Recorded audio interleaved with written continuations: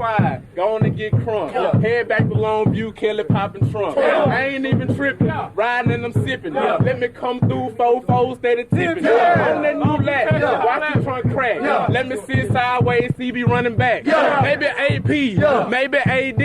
I ain't even tripping cause we some athletes. Messing with Smitty in the summertime. He get pissed if we don't make our time. But we gon' get it, cause we gotta finish. Nebraska Horn Hustlers, man, we diminish. Put them boys little, paint like a skittle. I ain't even tripping, I ain't never double dribble. Cause I'm a player from the Himalaya. Let me sit sideways, man. Maybe back door, maybe fall off. Sipping codeine cause I gotta kill a cough. Let me sit sideways in the big Benz. Oh, you boys, they my brothers, they my friends. It's an all-new Fullback U. I'm Brad Reed, and of course, JD Runnels, normally the host introducing everybody, but we're going to turn the tables on you today. Feels weird being on the dark side over here. Yeah, it is a little bit darker on that side, although people can't tell with the way it's lit on screen. Good point. You do great work. Thank you. But, yeah, we got all the questions for you today, and it was great because we asked people for Twitter questions. Got a huge response. Yeah, we couldn't even I don't think we're going to get to every one of them today, but we will eventually break it up into another one then. Yeah, absolutely. You got to do a part 2. Yeah, so let's jump into what's been going on, which is Bedlam. Yeah. Today's Sunday, and we're going to probably get this podcast up pretty soon after. So I want to find out, what did you think of Bedlam? Well, we played well. You know, all things being what they are for Oklahoma State played well. Missing your quarterback, your top receiver, fighting hard for some points. You know, it just, we've been dominant in that series. Yeah. We've 5 years in a row now. Yeah.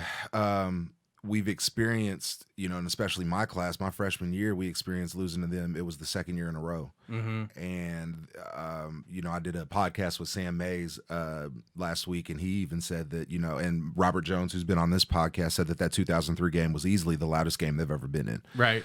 To me, that just kind of set a tone, especially just getting back to, I mean, next year if we beat those guys, it'll be 90 wins against those guys. Wow. You know? Yeah. So, you know, we've been dominant. There's an expectation here of when you come here, you have to win that game, and you know that those guys, Oklahoma State plays us tougher than anybody in Stillwater. I mean, there's a different edge, there's a different mentality for them. They play lights out. So I'm just really happy with our guys. We had a lot of guys step up. Jalen Hurts is the man. The trick plays are great. Basquine doing the DAC, hilarious. Yeah. That only happened because CD was the threat that he is, and Kennedy Brooks had an amazing block on that play, by the way. We kept Jeremiah Hall in the game a lot. He got a pass. Defense played pretty well. Piedmont, shout out to him. I think it's interesting. You know, he goes through so much. He's been through so much shit on Twitter. He's been through it more than Sanchez, I think. And we'll talk about Twitter here in a little bit. Yeah, we're going to talk about Sanchez. Yeah. But I'm just really happy for him. Yeah. Really happy for the team and getting that win, and hopefully we can keep that momentum going into the next week. You know, I wanted to kind of ask you a couple things. I've talked to a lot of radio people about this, but I've never talked to an athlete. Do you consider Oklahoma State a rivalry? Yeah, because they beat us. You know, yeah, because here's what I consider a rivalry, you know, and when you're at OU, you know, you're going to get everybody's best, but there's a difference between getting everybody's lights out because of who they are. Right, yeah. Instead of going to K-State plays us tough, and Iowa State plays us tough, and Oklahoma State plays us lights out, like best they've ever played. I said this on Sam's podcast, but to me, there was no team that made a bigger jump on film than OSU. Right. You would see something on film, and you'd be like, man, we're about to manhandle these guys. Yeah. And you'd come to the game, and you'd be like, wow, where was that play 2 weeks ago? You know, or when you were playing Colorado or something like that. Or so they make huge jumps when we play them, especially in Stillwater. But I guess not as big a rivalry as, say, Texas. No doubt. I mean, you know, it's the program being what it is. It's, to me, it's, you know, just a larger program versus a smaller program. But I mean, to me, again, and then lastly, it's an in-state deal where kids that know, most of those kids wanted to go to OU. Right. You know, most OU kids got OSU as an offer, but chose OU. Tell me a couple of your memories playing, and then just memories of the Bedlam series. Not even as a player, but just as a. So my first game we ended up losing. We had won the Big 12 South already, and I think the team took the mentality of we didn't have to win the game. Miami and Ohio State had already clinched the national championship, the berths to the national championship. We took that motto. I think we went down there, and Rashawn Woods and Josh Fields killed us. They did. I was surprised it was a 10-point game. I remember the next year just feeling as we went into that game, we had such a great year. We were on such a great path. It was. I don't want to say Bob. It wasn't even nervous. You got the feeling that Bob was extra amped for that game, and we were going to play an extremely high level. And the crowd was incredible that day. My junior year was also an incredible game. That was when AD broke all the legendary runs. Right. I joked on Twitter the other day. That's the only reason I'm on Twitter, because of the highlights from AD. You know, that shit. Everybody's, oh, JD, look at you out there. I'm like, yeah, thank you. That's not for me. Right. But yeah, thank you. I was glad to be lead blocking on a fucking sweep. Nice. So yeah. So went there, legendary game, amazing display just by AD of what he really was. And then our senior year, we came back and we played them at home, and we ran more sweeps against them, and we broke 2 80-yard runs for him for touchdowns on sweeps my senior year, and it just, I remember, I grew up, I've told this story before, myself, DeJuan Woods, and Donovan Woods all played Little League football together. So Donovan was their quarterback junior year. He moved to linebacker their senior year. DeJuan had a pretty good game our junior year, didn't have a great game my senior year, and then he played one more year, but had a good career. And so it was really weird seeing them. Donovan, actually, I caught my longest pass. We were playing OSU, Rhett Bomar's quarterback. We run this little boot, and I go out in the flat, I catch the pass, and I stiff arm the guy, and I try to reverse field, and it's actually Donovan who tackles me. Right. So I'm like, you can't let me, come on, bro. We've known each other since like we were 4 years old. Yeah. You can't let me have this touchdown, and I'm shit. So so I was mad at that, but that was cool. Went back up, told again on the pod, but told Sam and them that the day we lost to OSU, I actually went back up there and knew they were going to party like hell. So I had a bunch of friends from high school, and we just went up there and hung out. And so that was pretty awkward, but it ended up being a pretty good night. So it was pretty funny. As we're recording this, it's the Sunday after Thanksgiving. So I have a couple questions about that real quick. Does having a game after Thanksgiving mess with you as an athlete, or do you have to pay special attention what you eat? You just can't go overboard. Is the thing. I mean, it's pretty easy to go overboard, but no. Back when I was there, we used to have some of our families would come up and eat Thanksgiving dinner with us, so that was really cool in the stadium. Or you would have families around. Like I lived with a Norman guy, so you'd have family you could go there. I was from not far away, so I could go home, take some teammates with me. So yeah, it was. Thanksgiving isn't, really, I'd say Christmas is more of a distraction, than anything. Just because, you're on break and that whole deal, and trying to get to and from bowl games and things like that. That's more of the harder part, I would say. I noticed the Lions and the Bears were playing this Thanksgiving, and I've seen them play each other a bunch on Thanksgiving Day. Not always, I don't think, but they play each other often. Were there any Thanksgiving games that you grew up, watching? Oh man, loved watching Barry Sanders on Thanksgiving. He was amazing. Right. That was all I remember as a kid, just watching him and just seeing him break tackles and do all kinds of crazy things. Yeah. The Cowboys won the Super Bowl when I was really young, but again, I mean, the spectacular player was Barry. Even though this is OSU week, got to give him some credit. Right. Sure. He was legendary, man. I mean, just every play, you didn't know what was going to happen. He had you hold your breath, and to me, he's the most elusive. He's the most elusive player to have a football. I don't know that there'll ever be another Barry Sanders. I mean, that's just how it was. I mean, his lack of height, his change of direction, him never being down. There were just so many things that you could just take from his game and say that nobody can do that, but you want to be able to do that as a running back. Yeah, definitely watching Barry Sanders made those Thanksgiving awesome. Okay, so I got a question on Twitter. Jason White wrote a tweet about throwing up before a game and knowing whether a game was going to go good or not. And I think in this case, he was saying he didn't throw up and was like, oh, no. So did you have anything like that? Did you throw up before games? No, well, yes, I did. Before one game, it was my first Texas game. I walked out there as that stadium filled up. Man, Yeah. But Jason, I think, just had so much pressure on him that, I think it just kind of helped him just get that out and just be like, okay, I can relax now. Yeah. So we were always, it became a tradition to us to just sit there and watch Jason. Okay, he's going to throw up, so he'll be all right. Right. So any game, if he didn't, we'd be like, oh, what the hell's going on?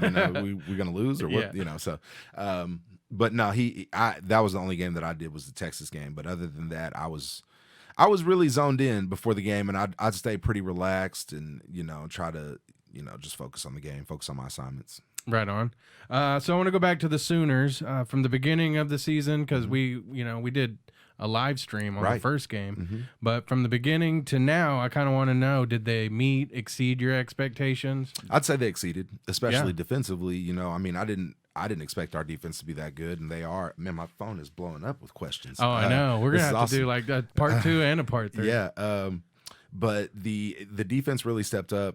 We had a few games, Baylor and Kansas State, where we got smacked around a little bit. The thing I would tell people is these are good offenses. These are kids that block people for a living, just like I did. And our defense isn't going to play lights out every game. The thing that does worry me, Brad, to be honest with you, is just the style in which we've lost. I mean, the I formation and things between the tackles and zone read, those are things that these days in college you have to be able to stop before you get to an Alabama, Clemson, Georgia, LSU, Ohio State type deal. But again, just offensively, the fullback's been playing, so I've been happy. Hadn't got the ball as much as I want, but that really rarely ever happens. But they've been doing well. Again, you're missing your best tight end, you're missing your second best running back, you're missing, you've been missing CD for a while. Yeah. So I'm sure everybody's kind of banged up, but people have been stepping up, so I'm really, really excited for them. It's been a little bit of a roller coaster, I feel like, watching the games, but they've always found a way to come out on top. And I have more questions. But we have such great Twitter questions that we're going to get to those in just a minute, and that's going to wrap up some of the other questions I would have had about what's next for the Sooners. But I got one more because this was a big thing going on before the game. Yeah. Actually, it started like a day or two before. and you mentioned it earlier, Zach Sanchez, a friend of ours. So, I see you get on there, and you're like a peacemaker here. How about that? JD the Peacemaker. Yeah. Unreal. Yeah. Him, I don't know. Do you know Monty? I don't know him. Just through Twitter? Just through Twitter. Yeah, but, they had some disagreements about a few things, and then you got on there and we were talking about, maybe we could get together and have a conversation. And, it's weird because there was a lot of other things going on, too, a lot of other people jumping in. And so, me, like, if I were, like, say I'm a big Thunder fan. Okay. I don't think I'd be jumping in on Chris Paul on Twitter, but some people, I guess, being a fan of the team doesn't really mean that they're a fan of you. Well, I would look at that would be Desmond Mason in that situation. Sure. Desmond Mason played for the Thunder. He's around here. He tweets about him. And so it's similar in that aspect. Where for people who don't know, Zach's very opinionated. Zach's not going to back down. He wants to win, whether it's track, basketball, football. He wants to win. Yeah. He wants to have, just like he sat in on this pod. He name calling. He talks trash. Those things happen. He roasts. If you come into his mentions, you need to be ready to be called a woman, called Jimmy, maybe a bitch. Those things happen. Yeah. Whether you like it or not, that's just. I mean, guys, it's Twitter. So he's typing on a phone, and if you really get upset. This is stuff that I have to tell with my 12, 13, 14-year-olds all the day, the whole damn day. Okay, he called you a name. So you going to be mad at his anger that he just gave you, or you going to just block it and say, no, okay, I ain't going to listen to it? Well, unfortunately, some of the issues, one, it's college football and people love it. People get riled up. Right. Two, they're both black men and they have opinions on black males and what should happen, what has happened. For me, that's not really to judge. It's not really a pod right now, a topic, I don't think, for the pod. Sure. I have my views on it, but I think the deal is this. There's a few layers to this. One, when you roast people and it gets to a point on Twitter where either person is talking about fighting or doing this or that, it's not productive. Two, when we do talk about fighting, let's remember that we're talking about, even though Sanchez didn't look that big, right? Yeah. Neither is Floyd Mayweather. Right. Yeah. This dude's lightning fast. I think twice. And I'm not saying this to Monty or anybody, but you really got to remember what these dudes have been doing the last 20 years. Yeah. Lifting, running, fighting people, doing these whole deals. And I mean, we saw it with Myles Garrett. I mean, they have a different type of strength, and that's where I have to be mindful of, there's a line we got to draw, and it shouldn't, especially with our own fans. Like, drag Texas into that. Do that. But there's a line we have to draw. My guess on it, Brad, is that Sanchez doesn't want anything to go past Twitter. Sure. It stops there, Yeah. and so that's where I would want Monty to understand that we're passionate guys. We're passionate football players. We just like you like talking about it. We like having the answer to it. We like being able to communicate on issues. And again, this is where, Zach is going to come in. Zach's not asking for people's advice or opinions. Right. I said this the other day. Yeah. He's not asking for your advice or opinion. Okay. And I deal with this shit a lot. People come on Twitter. Oh, well, why are they? You don't even follow me. Right. You just saw somebody retweet something, and now you want to get your little 2 cents in so it can get you some likes. Great. Right, yeah. Okay. Awesome. Cool. But don't be mad if after the 10th tweet with you talking shit, I block you. Yeah. I don't want to hear it, dude. Like, there's, again, and we'll get into it, but there's a certain part of, and again, I said it the other day, Brad, you may not agree with me on something. I may not agree with you on something. If I see it on Twitter and I think it's going to provoke us to get into it, I'm going to keep scrolling. Yeah, absolutely. We'll sit down and talk about it next. Hey, man, we've done this before. I mean, those are things that not everybody has to comment on every fucking thing you post. Yeah. But on Twitter, that shit happens. It's fucking annoying. You could put, have a good day, y'all. And some days, 20 people, 30 people, one person will like it. You could put fuck whoever's in office right now and you'll get 1 million people. Am I right? Yeah, no, you're totally right. You can say something about Cap and you get 1 million responses. Anything like that. So it's just, it's lastly, people, we got to stop telling NFL players how to act. What? Yeah. They have parents. Right. I have parents. Yeah. They told me how to act. I did really well and got to college with Bob Stoops' approval, my head coach, and then got drafted by people who follow you around and shit and know everybody that drafted me. Like, I know how to act. You don't have to give me advice on fighting. The last I checked, Brad, if you and I got into it or somebody gets into a fight, we don't write down the rules on the chalkboard and say, oh, I'm going to do this and you can't do that and do that. That's UFC, right?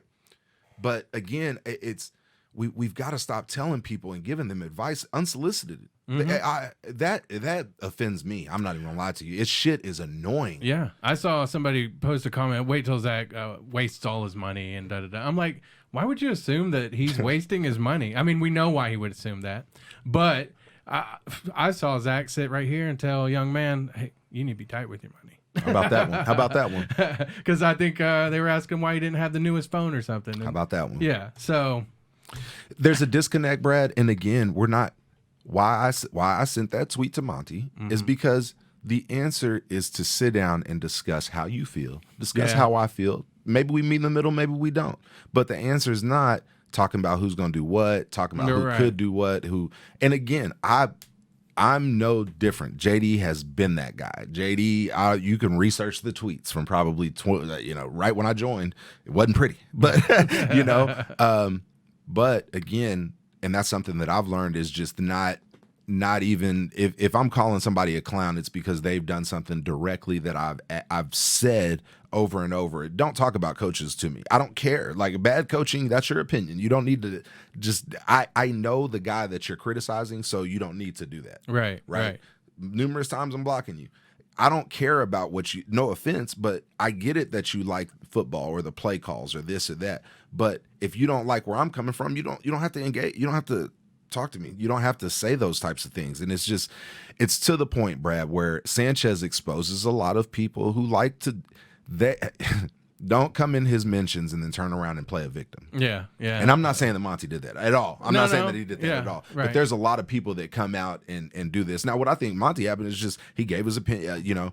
As a black man, he gave his opinion to another black man, and they disagreed, and it got heated. And there were a lot of other disagreements. But I go back to a lot of this can be avoided if we just keep scrolling. Right, right. It just surprises me, like I said, because from a fan base, from your own fan base, that seems weird that you get so much vitriol, I guess, sometimes. They're passionate. Yeah. They forget that we're educated on these issues. We're young black men. Some people act like you're not, though. How about that one? So, we went to the school. Well, there's a deeper... Again, we may need to just do a pod of this, Brad. But, there's a deeper issue is because we're getting overworked at OU a lot of times. So it's really, really hard to have a legit major at a school that is built for. I had, my math scores were off the chain. I went into, and part of it was I went from algebra to logic, but it was nearly impossible with football to just pass my first math class. I passed it with a D. It wasn't because I didn't know. Couldn't think logically with math. It was because I didn't have enough time to study all that stuff. Yeah. So, and you hear all these cases of guys graduate or, just general studies degrees happen with athletes a lot. Yeah. The multidisciplinary studies happen a lot. I'm proud of mine. It was hard as hell to get. But I also realized, Brad, that I stopped going to school when I was in the NFL. After the NFL, I came back and had to go for a year. I went from having I made a damn near a 4-point. Yeah. I'll just put it to you that way. I went from having barely eligible grades to damn near honor roll. Right. Because you could focus. Right. Gotcha. Well, let's get to the Twitter questions. Because like I said, I was on my way here driving as fast as I could to keep you from answering them all. No, it's all good, brother. It's all good. So here we go. At Daquan, predictions on how Spencer Rattler will do with this air raid offense. National championship if the defense keeps getting better, combined with Spencer in the backfield. Shout out to Daquan and the name Black Men Don't Cheat. Absolutely. Spencer Rattler is going to do well. He's got his job cut out for him though. Mordecai's a formidable competition. He throws the ball well. He knows the offense, so he's got some work cut out for him. The other thing is some of the other skill kids, man, they're gonna be good for a long time. The tight ends they got, receivers and running backs are gonna be unbelievable. At Mnich4, I want to know everything you're willing to reveal about what happens at the bottom of the scrum, or who was the biggest shit talker you ever went up against. Woo. Bottom of the scrum. It's hard now because everything. Back in our days, I mean, anything went. You grab guys' throats. I won't say who. You grab whatever. I mean, you just. There's certain tricks that you learn. It's not funny. The other thing that you learn in college is just like how to hit. I had a certain coach that wouldn't want injuries, but he would also tell you where people didn't wear pads, right? And little techniques to where, like, if you're double teaming somebody, you could like elbow the hell out of them there and make them piss blood from getting hit in the kidney. You know? Yeah. If you're also on a double team, if you put your helmet on that guy's hip, we noticed that he'd think it's going to be a fucking hip pointer, and he'd get the hell out the way. So there's little techniques that you learn, especially like I said during the play, that get guys out of the way. Bottom of the pile, not too much. Shit talkers. Man, I would probably say that's a tough one. Bowl games get chippy. Yeah. Bowl games get chippy. I would imagine the guys now say TCU. They get chippy with TCU, but we didn't. We only played TCU once, and we weren't that good, so we didn't really talk that much crap, and we lost. I can't really think. I would say maybe Tech. Tech got pretty chippy with us because they were pretty good. OSU, it got kind of chippy. I was usually the one that made it that way. Yeah. Did you talk shit? Yes. Okay, so it was you. You were the biggest shit talker. It was. That I like it was. it. I like We'll have to get some other defenders from the other teams and Yeah. hear about what I used to do, unfortunately. Yeah, that'd be awesome. Yeah. So this isn't the Twitter question, but just a spin-off. What'd you think about Garrett hitting Rudolph in the head with the helmet? Oh, well, one thing, and I've told people plenty, in the NFL, you never fuck with linemen. I mean, there's a different type of strength. And it's just like I was saying with Sanchez. I mean, but these dudes in the NFL, the linemen, everybody benches 400 pounds. Like, it's like 400 pounds is like nothing to them. I mean, you're like, dude, when you see some shit like that, when you see they're like polar bears, grizzly bears out there just, moving around. And you're like, I don't want to get hit by that. Yeah. And I'm a fairly big dude, I think Rudolph instigated it. Clearly, he wanted the flag. I don't know what he did, what he said. I thought Myles Garrett looked like the damn Incredible Hulk, picking him up by one hand. And, Yeah. You ever see anybody get hit with a helmet like in practice? Because obviously we don't see it in games. No. But But I've seen brawls like that, and how do I say it? I'm not mad at it, believe it or not. I know it sounds crazy, and people are gonna be like, "JD, you're an idiot." Like, sure. These are men. It's week, 12, 11? They're trying to make the playoffs. There's 10 seconds left in the game. You want to get, if you're Mason Rudolph, you want to get one of their best players kicked out. Who knows? Right. If you're Myles Garrett, you're just trying to get the hell out of here, and then somebody pisses you off. In the NFL, what I'm trying to say to you, Brad, is I've seen these things happen. Like, I've seen brawls like no other. Like, it happens. Right. And you break them up, and these guys go that way, these guys go that way. I mean, it's just how it goes. All right, we'll get back to some Twitter questions here. At Sammy_the third, or I, being a knowledgeable fan and former player of your own college team, what is the hardest part of critiquing when you truly do care for the players? So this kind of goes back to what we were talking about with the Twitter fans and stuff. Man, it's tough to get on them for physicality because targeting's different. It's tough to get on them for physicality because hitting drills and things like that aren't the same. Concussion protocol isn't the same. It's tough to get on them because I am so close to the program. And what people don't understand, and this is what I need to get out there, okay?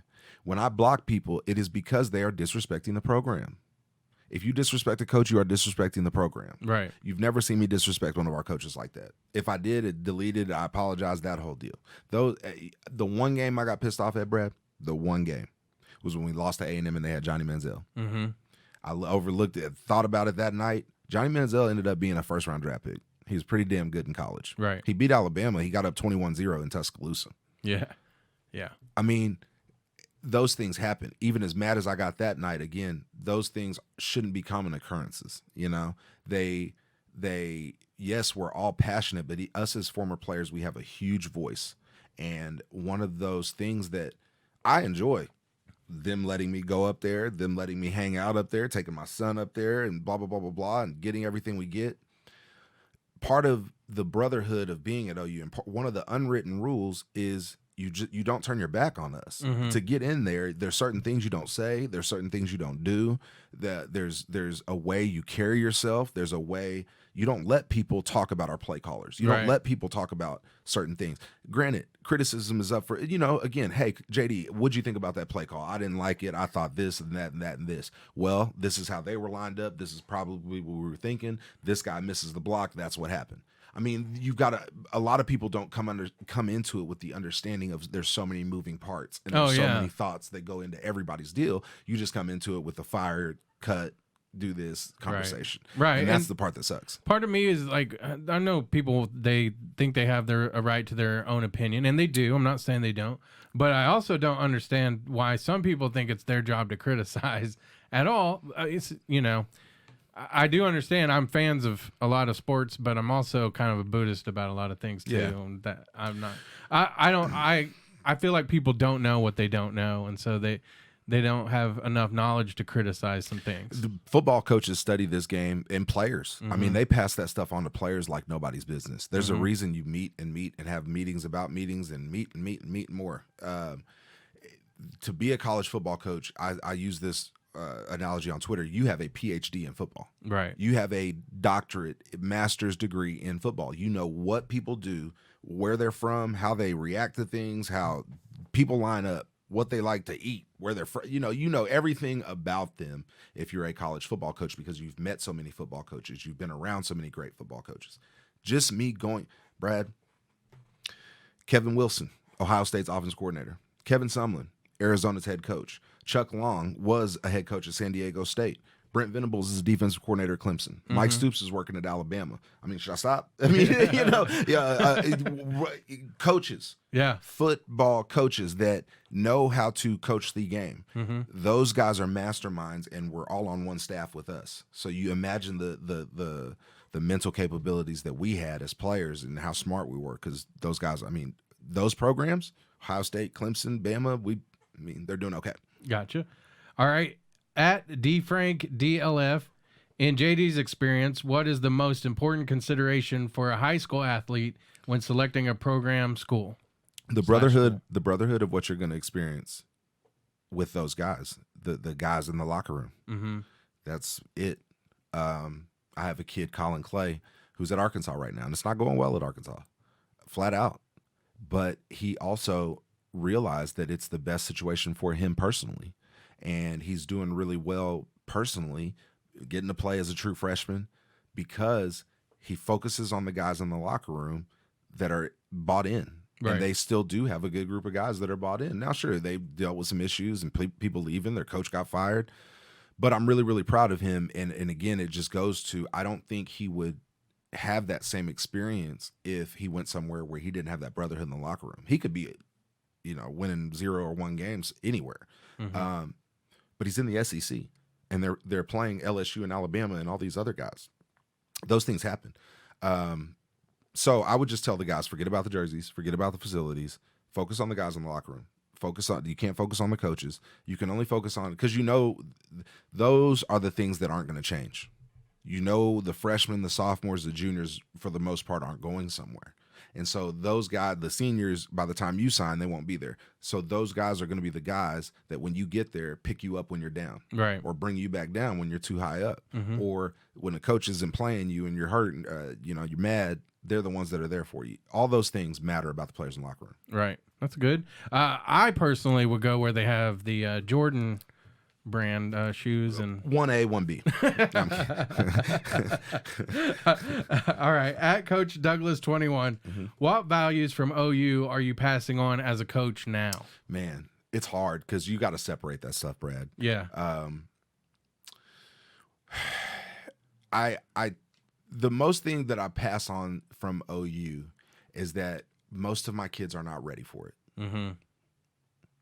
We sat Logan in this chair, and God forbid the kid just went through everything for the team, and it didn't work out.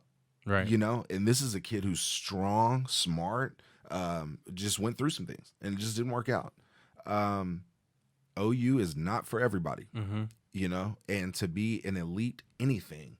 I tell those kids just what it was like my first day when I got there, what it was like just to stay there, to stay on the roster, right? What it was like to go through those workouts, go through the classes, go through everything, and then the academic part of it.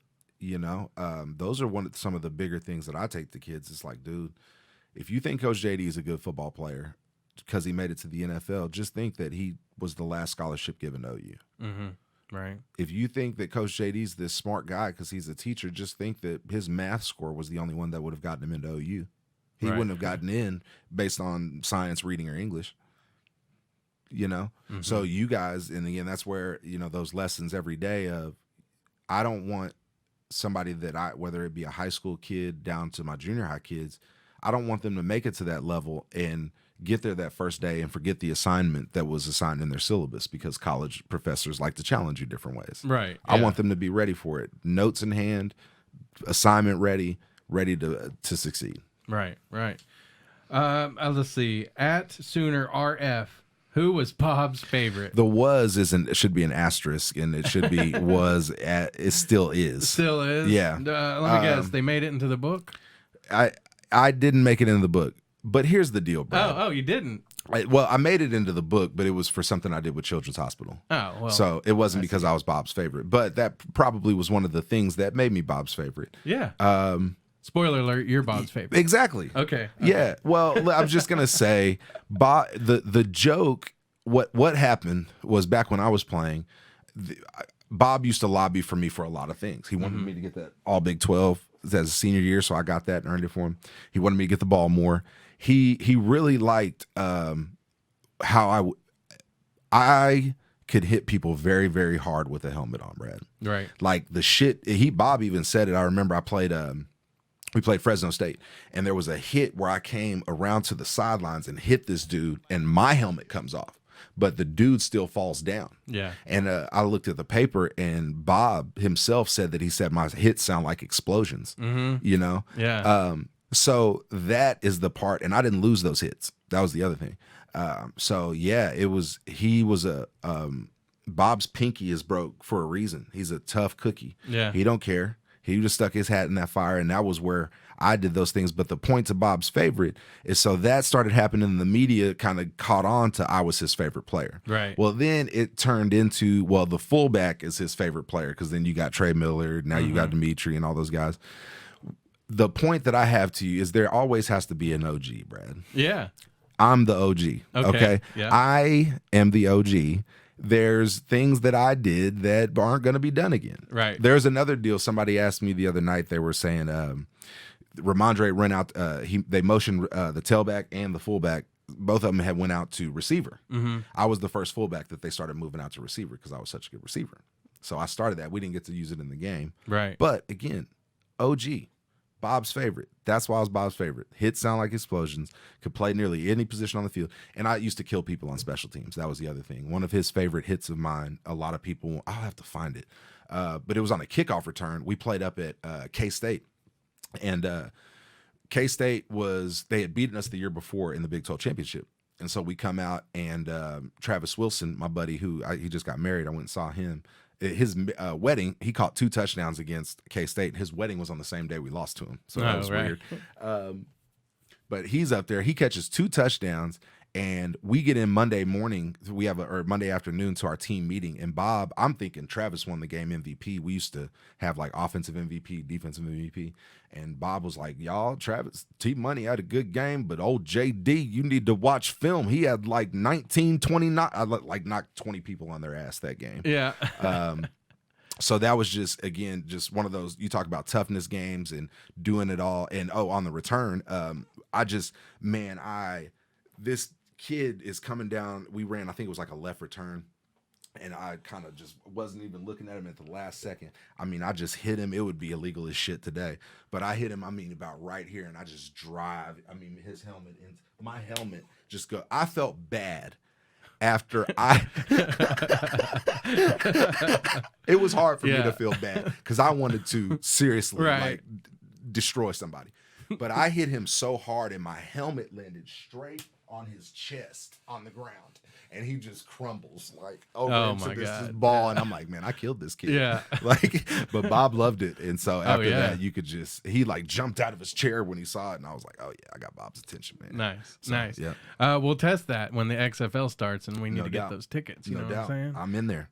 We in there. All right. Yeah. Yes. At Got That OU DNA. This is a multi-parter, so we'll start with one. What is your opinion of how fullbacks are used these days compared to when you played? It's fine just because of the targeting rules. It keeps us in the game longer. It allows us to show that we're better receivers, but it takes carries out of our hands because nobody likes to play a big running back. Why do teams these days tend to use 1 or 2 running back set instead of utilizing the fullback and 1 running back? Because when you use a lot of times they want speed back there, and because offenses as simple as this sounds, they don't want you to know what they're doing. They don't want to be predictable. Lincoln does not want you thinking, okay, we've got a fullback right here, we've got a tailback right here. Fullback's just going to go block straight, and then we're going to hand the ball. Like, he doesn't want you thinking that. Right. He wants you thinking these guys can do it all. They can move every different place. Most people to answer his question, you're starting to see a lot of nickel in college. It's basically they have this player called an overhang that stands up, a stand-up D end. So it looks like 3 D linemen, a stand-up outside linebacker DN, and OU does this, 2 linebackers in the middle, and you got 5 DBs. So basically, if you run 2 running backs, which is 2 fast guys, they've got 4 big guys that your big guys have to block. Meaning if they blitz one, the line has to pick him up, and then your extra blitzer, your running backs have to pick up. Well, if they have anybody else blitz in, if they sub in a different linebacker or whatever, that makes your running backs at a disadvantage when you have to pass pro, because your running backs a lot of times are smaller than your linebackers. Make sense? Yep. And so if you have to put somebody out there, why he's asking and wants a fullback out there more is because that's a bigger guy that can block somebody and things like that. But then you just also have to be cautious because, and that's where Lincoln is starting to move Jeremiah up on to tight end and stuff like that, because it's basically an extra back, but it's just spread out wide. We haven't been running that much inside, so it kind of gives them the ability to move him different places, run him up the field, shit like that. Oh, so then third, your feelings on why the fullback is used more in the NFL than college? Because it's about protecting the quarterback, and because the defenses are so elite in the NFL that if somebody breaks through, you've got to have a bigger guy back there before your quarterback and running back in the NFL are, I would say, on an NFL team, and this is coming from a guy who appreciates linemen and like running backs. One, besides your backside tackle, your quarterback and running back on most teams are your most important player. They are, because in NFL, especially at quarterback, you've got to have that guy. You got to, and he's got to have a running game. You know, so there's just, again, there's positions they have to protect. So when you run things as a fullback, you've got to have a guy. So what happened a lot, I'll just get to the point. In the NFL, the D lines are so good that they'll fucking get back there before you realize it. Right. So like if a guard misses a step and that D tackle Aaron Donald fucking blows by you and just kills your quarterback, you all look like idiots.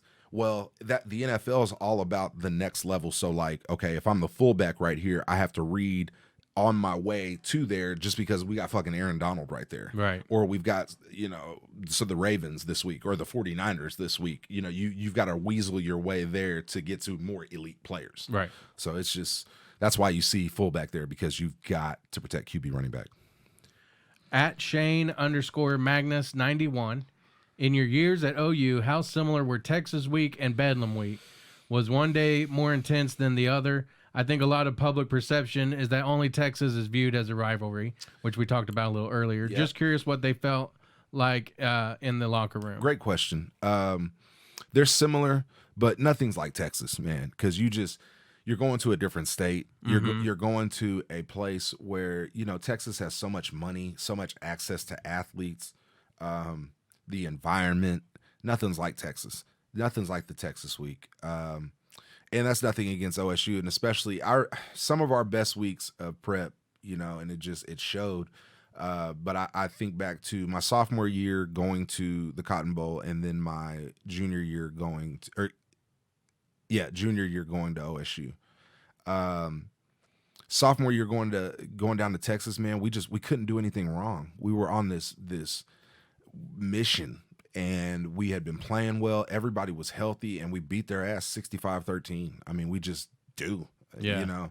My junior year, we prepared for OSU because we had beaten them the year. They had beaten us 2 years.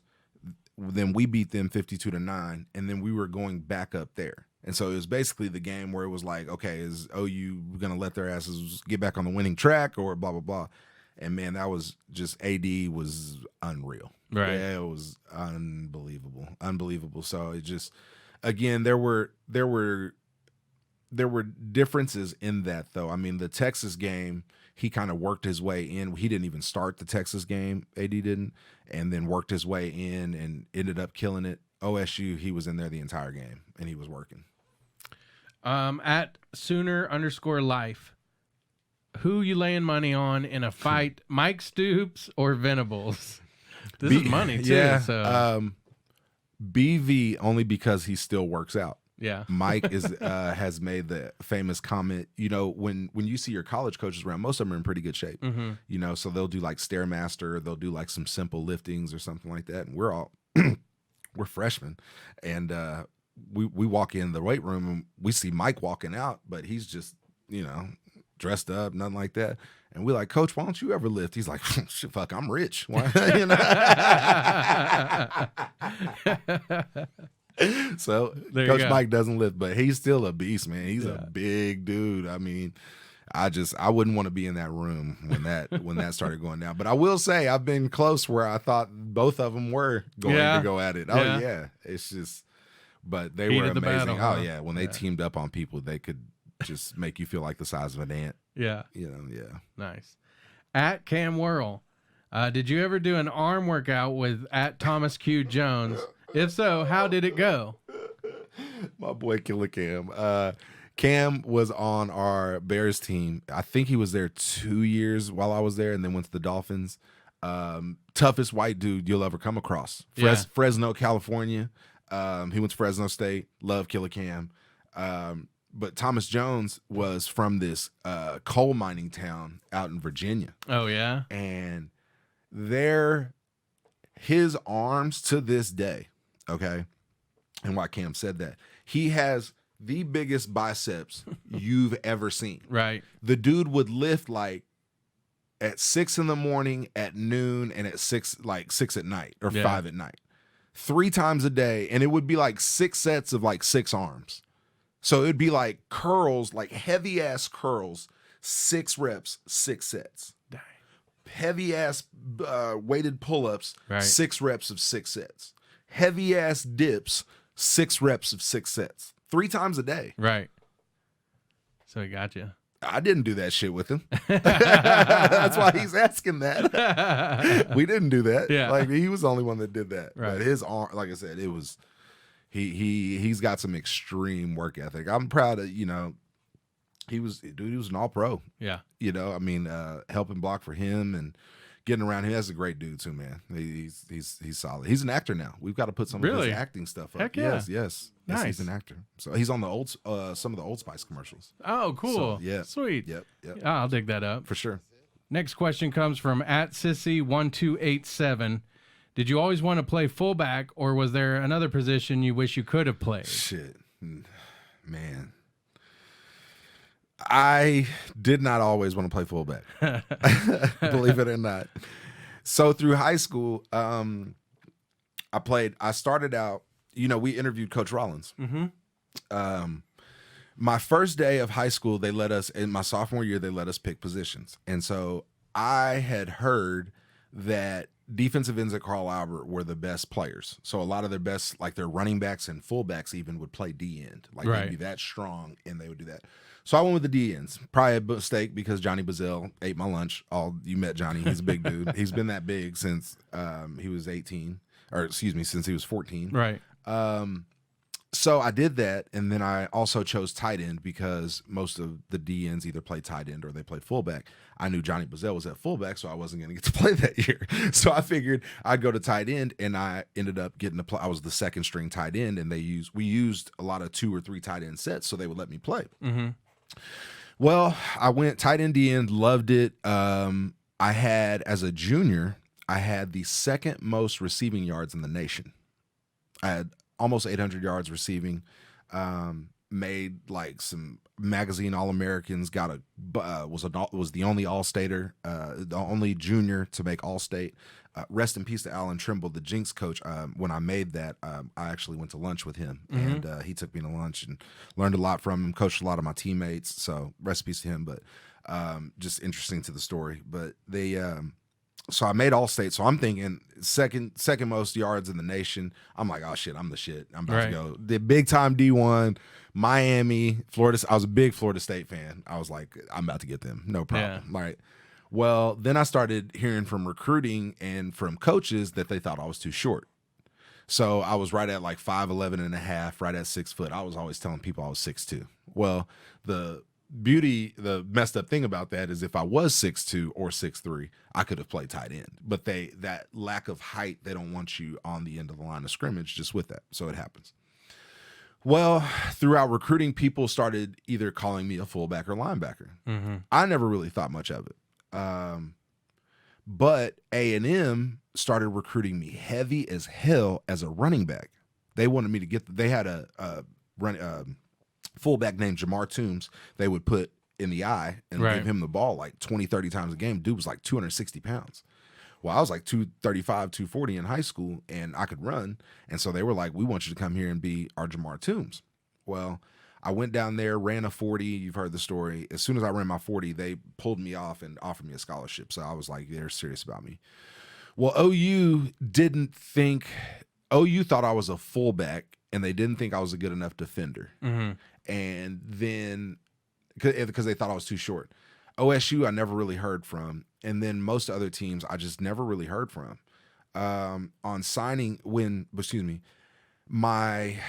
about 6 weeks before our season was over, it was like week 8, we played Guthrie on TV. And first play of the game, they run a wheel route, they hit it for a touchdown. So we had some young guys at safety that weren't doing that good.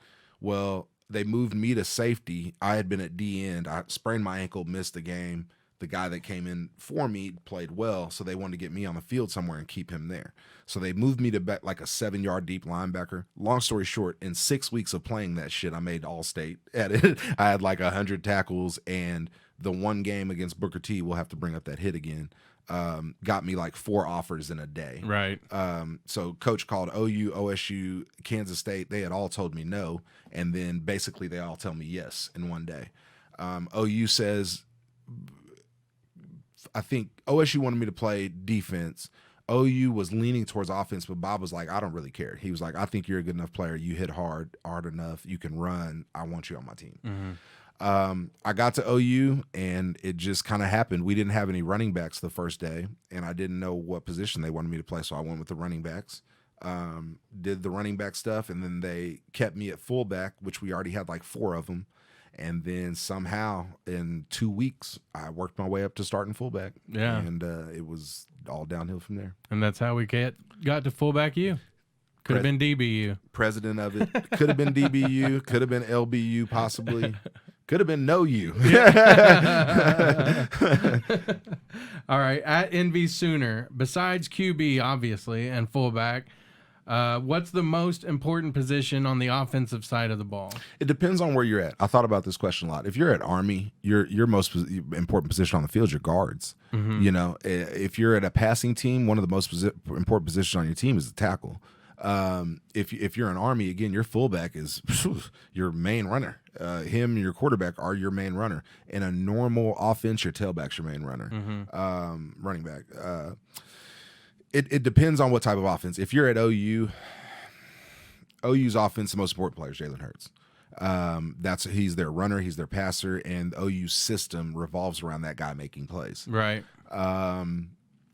I would say some other important positions that you can see from them. I think the center is very important in college.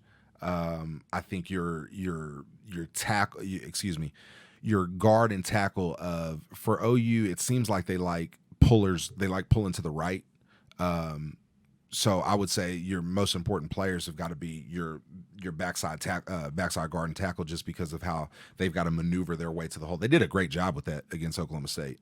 So some of their better players have to be those guys, but you also have to have a good front side blocks from the offensive line. So that question, it's a great question, but a lot of it depends on where you are. Again, OU, I would say quarterback, then any part of the O-line, then you go to possibly a wide receiver or a running back.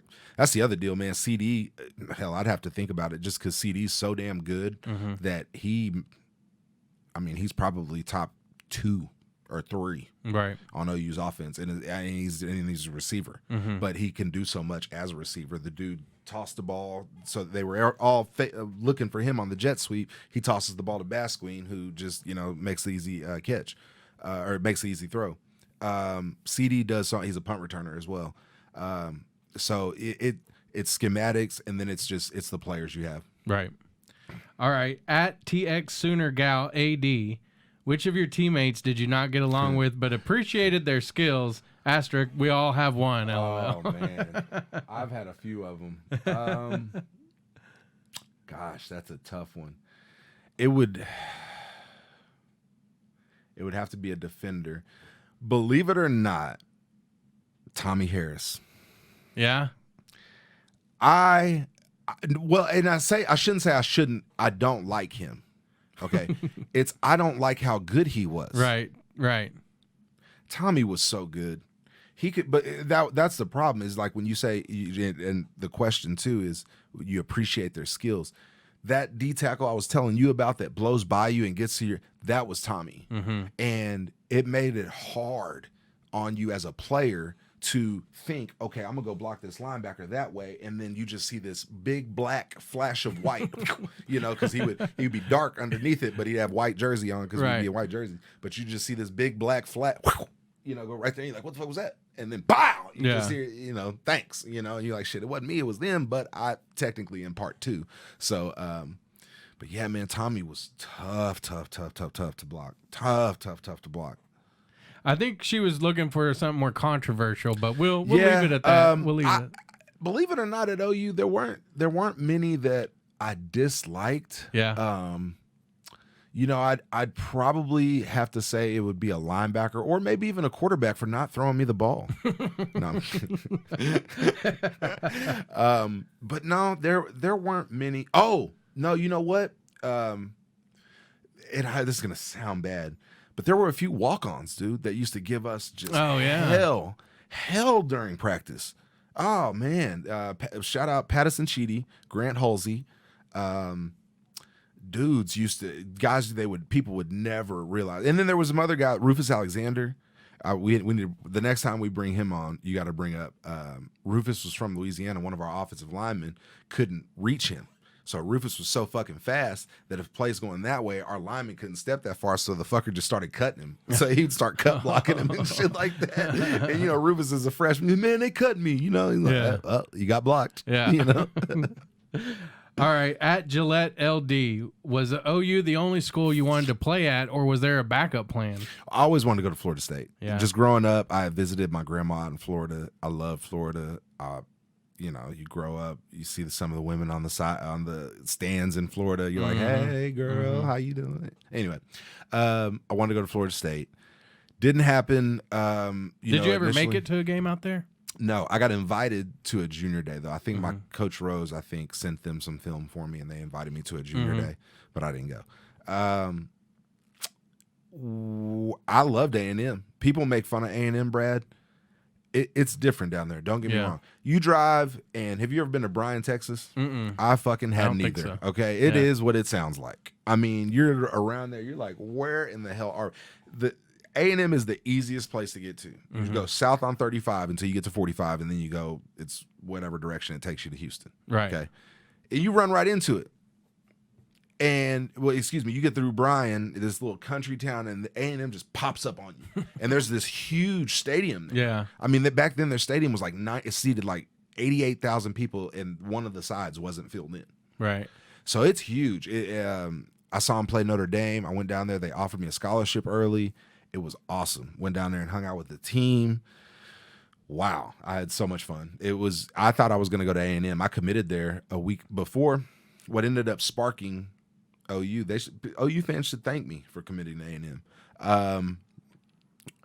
A&M had been pressuring me. It was like December, and they were like, hey, this was when there was one signing day in February. They were like, hey, if you don't commit to us now, we have to recruit another fullback before signing day. It's only 2 months. So I was like, you know what? You guys have been the only one there. I'm going to commit to you. Right. Coach Rose read about it in the paper and was like, man, I want you to at least have some opportunities to go around here. So he called OU, OSU, and Kansas State for me. They ended up offering the next day. Nice. Okay, at Kendra K1225, what was your all-time favorite moment during the time you played? I tweeted this to her, and a lot of people won't understand it. But Brad, and I'm sure you have kids. Yeah. When I lost my mom at an early age, I lost her at 19 years old. And I never thought by burying my mom less than 3 months later, I'd be pointing up to her in the Texas end zone. Right. It was a moment for me that still gives me chills. That was a tough year, and that was a special play. There's certain things that just, there's more of a meaning to it. other touchdowns didn't mean that much. Right. You know, that touchdown, everybody knew, everybody felt. You can't replace it. Right. Yeah. That was it. Yeah. At Ballin LR 03. Story on the number, was it given or chosen? Man, it was given. We all went in our life being a freshman at OU, so it's a weird deal because like when you're early on, they're just like sending you from place to place, and you're just getting stuff tried on, doctors, all this stuff, physicals, and then you finally get to practice, and you know they have my jersey laid out, and again I still don't know what position I'm playing, and so I get number 38. Right. And so Roy Williams had just left, and they had moved me to safety in high school. So I was like, "Shit, am I about to play safety?" Like, okay. But I think honestly they did it just because they knew I was a hard hitter, and because Roy was a hard hitter. And you know, I remember Roy coming back, and I said, "Dog, I'm gonna make 38 look good for you." Yeah. And he was like, "You better." Yeah. You know, so. I think, and now you got the there you go. picture. Exactly, picture to prove it. He wouldn't do that shit if it wasn't. Let's see if I can get there with the light. There you go. And you know what's funny about it, Brad? And I almost tweeted. I didn't even tweet it the other day, but the Alabama play where the Auburn player got the jet sweep and ran him over, knocked his helmet off. Man, I used to do that shit every game. Yeah, I would knock people's helmet off. If that was on Twitter these days, people would be like, "Oh my God," right. I'd have a fucking million followers. But I'm old. Twitter might have been weird back in the day when when we were young. Oh my God, I'm glad it wasn't. Oh. At Sooner Mike, what's the future of the tight end position in college football? Will it fade away? Will it always have a home, but just in certain conferences? No, I think it'll always have a home. Now, where he's getting to is certain conferences. You know, the Big Ten Minnesota used to use 3 tight ends up and down the field on people. That was all they could get. Now they're getting some skill guys. Army. You know, is a team they're going to use some tight end, or excuse me, not Army. And OU, let me start with the NFL. I always think, Brad, that if you look at the NFL, that's what the elite of the elite football minds, players, everybody is coming up with. And you mentioned it earlier. Everybody, all those guys have a fullback. Right. Right? The majority of them, some form of one. All those guys have at least 3 tight ends. Okay? Most tight ends in the NFL are tall, skinny guys that can run and jump balls. You can throw the ball anywhere. They're your Jimmy Grahams. They're this and that. But they move in the box and they can play. They can also move outside like Rob Gronkowski could and be a receiver. To me, the future of tight end, the only thing that they're lacking is one, either pushing them more as blockers, so putting them more in the box and doing those types of things, or having them move. Aaron Hernandez, rest in peace, was the tight end that started playing running back.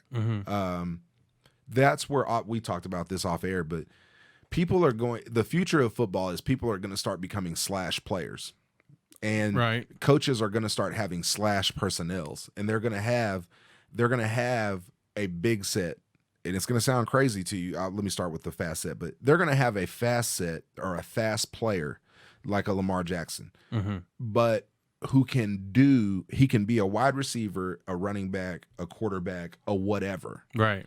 You can hand him the ball and he can RPO it and maybe pass it. And those things are going to become more common. Reading those things. It's going to become more common. Well, with that, you're also going to have a middle group clash of fullbacks wanting to get out there. So your fullbacks are going to be guys that are wanting to move towards quarterback, towards running back, towards receiver. All those things that they don't think we can do, the future of football says we can. Then lastly, there's going to be a lineman just like we see with Don Terry Poe and the Kansas City Chiefs. They're going to have a big set where they can move that guy, quarterback, running back, even wide receiver. Right. There's going to be, it sounds crazy, but the evolution of football, that's what he's getting to. That's what's coming. I see. That'll be fun, I think. All right, we're going to end on this one. And I think this is a good one to end on because it kind of tells us what's next for a lot of things. So at Jennifer Pearson, what are your thoughts on this present OU team faring in the playoffs if we do indeed go? Man, that's going to be a tough one if we do go. I think Clemson's going to be in. I think Ohio State's going to be in. And I think LSU's going to be in. Those are 3 damn good football teams. And to win 2 games against those teams, we are going to have to block and tackle really, really well. I don't know, man. That Clemson, I think Clemson's going to win it again. Right? I You do? Mm-hmm. Well, start with, even Baylor. Like, how the path to get to the playoffs. So, I think I like our chances against Baylor. Mm-hmm. I know it was a crazy game in Waco. We know what the Big 12 championship is like. If we win, it'll be our 5th in a row. Mm-hmm. Baylor I will say, man, their defense has come a long way. Their program's come a long way. I actually know a few coaches out there.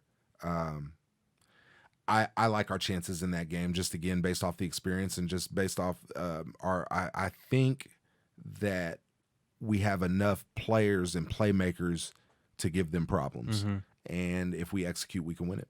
Okay, so then they win that game, and then what happens after that? I think we need Utah to lose. I don't know that the committee would want us to jump Utah, and I also think that we need LSU to win. I'm really worried that Georgia's going to beat LSU. I think if Georgia beats LSU, we're definitely not going to get in. They're going to move Georgia up. They're going to put 2 SEC teams in. Right. But you still say if we make the playoffs, we're not going to win. I think we could win depending on who we play. I honestly think, I know this is going to sound crazy, but I think we have a better chance if we get in there against LSU, who's been playing this tough schedule, than we do if we get in there and play Clemson. Right. So. All right. Well, I'm sure we'll have a couple pods between then. Yes. And we'll be able to see how that goes. Before we get out of Sure. here, I just want to ask you something else. I know you're into basketball season right now at school. Are you watching the Thunder at all? A little. I saw they won last night against yeah, they beat the Pelicans. Pelicans. Yeah. I saw playing the scores. Pelicans again today. Are they really? Yeah. I haven't seen as much as I'd like to, just because I've been watching so much football. But yeah, I mean, obviously, very, try to keep up with them and the standings and everything. I did see that was a crazy game between Harden and Trae Young the other day. Yeah. So I'd that was love wild. to get Trae Young in Oklahoma City. Hey, might have to get him on the pod. Yeah, that'd be great. Hey, what we should get is his dad. Yeah? His dad, we seem like we have a pretty good conversation, so I'll tag him in this. Nice. That'd be awesome. That'd be awesome. Yeah, I was wondering, as a coach, because you coach younger guys, do you try to tell them not to watch the NBA? I know when I coached, that was tough because you'd have to coach the bad habits that they'd learn of those guys, like traveling, stuff like that, of it. Yeah, well, what I tell them is make sure you master the fundamentals before you do. Because here's the thing, Brad, is unfortunately, they'll watch those things I say unfortunately. It's kind of a fortunate deal. Those things they see on TV, they'll actually practice. So a bunch of the kids can shoot threes and step back and shoot the little sham god Kobe. and do that. Kobe, yeah. But you can't make consistent layups. Right. Yeah. So that's where I tell them, you got to make sure that you're still practicing those other parts of your game. Hey, shoot a long 2-pointer. Yeah. Hey, shoot off the pass. Hey, try to cross over, pump fake, cross over again and shoot. Let's get creative with these things instead of just, I always wanted them to watch so they'd get a feel for the game, but it'll always be frustrating because then they'd be doing NBA stuff.